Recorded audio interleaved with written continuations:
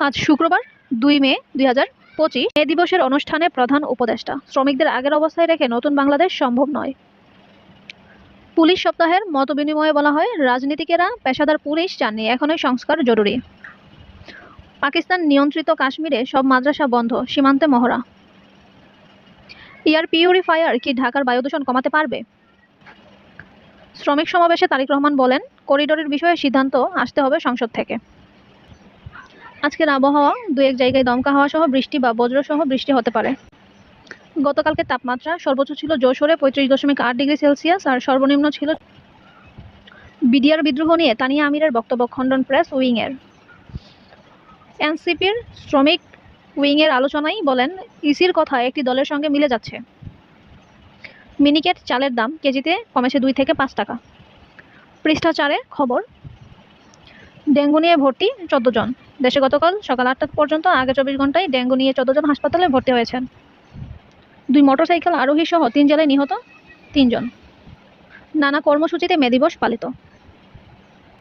শ্রমিকদের ন্যূনতম মজুরি ৩০,০০০ টাকার দাবি টিইউসির। জামাতের আমির বলেন, ক্ষমতায় গেলে নারীর নিরাপত্তা নিশ্চিত করা হবে।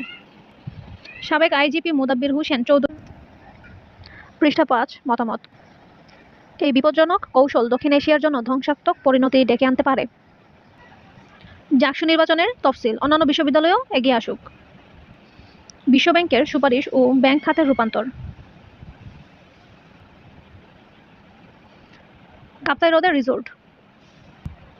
ভারত পাকিস্তান যুদ্ধের ফল গড়াবে বহুদূরে। পৃষ্ঠা ৬, দেশ। গোয়ালগঞ্জে ইউপি সদস্য গ্রেপ্তার। ময়মনসিংহের মুক্তাগাছায় ছুরিকাঘাত। সাতক্ষীরার কলারোয়ায় অপরিপক্ক আম জব্দ। নারায়ণগঞ্জে হাতপাখা বিতরণ। ঝালকাঠির কাঠালিয়ায় পুলিশ পরিচয়ে ঘরে ঢুকে বেঁধে মারধর ভাঙচুর। মাদারীপুরে প্রতিবন্ধী ছেলেকে সেতু থেকে ফেলে দেন মা। সব গণতান্ত্রিক শক্তিকে একযোগে কাজ করার আহ্বান রিজভীর। কুড়িগ্রামের রাজারহাটে বিএনপির সেই নেতা আনিসুরকে কারণ দর্শানোর নোটিশ।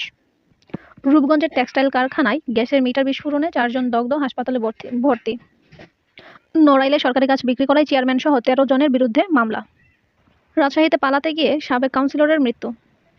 পৃষ্ঠা ৭, আন্তর্জাতিক। পাকিস্তানের জাতীয় নিরাপত্তা উপদেষ্টা হিসেবে নিয়োগ পেলেন আইএসআইয়ের পরিচালক জেনারেল মোহাম্মদ অসীম মালিক। সিঙ্গাপুরে আগামীকাল ভোট। যুক্তরাষ্ট্র হুতিদের সমর্থন করায় ইরানকে সতর্কবার্তা। ইরানে মোসাদের জন্য গুপ্তচর বৃত্তি, একজনের ফাঁসি কার্যকর। গাজায় প্রবেশের অপেক্ষায় ৩,০০০ ত্রাণবাহী ট্রাক। মার্কিন অর্থনীতি নিয়ে কমলা হ্যারিস বলেন, ইতিহাসে সবচেয়ে বড় অর্থনৈতিক সংকট তৈরি করছেন ট্রাম্প।